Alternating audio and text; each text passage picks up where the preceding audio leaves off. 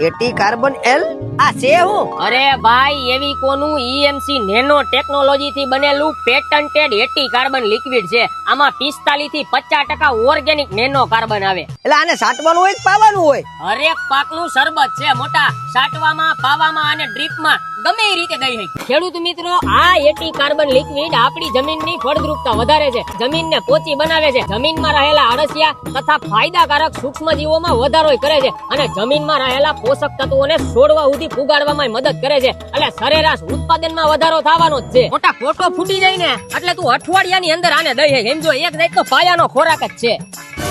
હવે આ શું છે?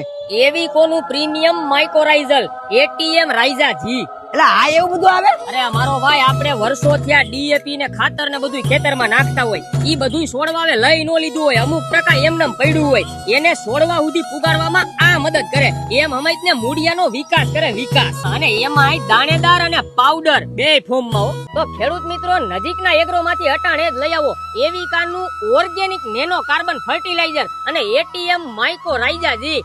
વધુ માહિતી માટે કંપનીના નંબર ડિસ્પ્લે ઉપર આપેલા જ છે. જય જવાન, જય કિસાન.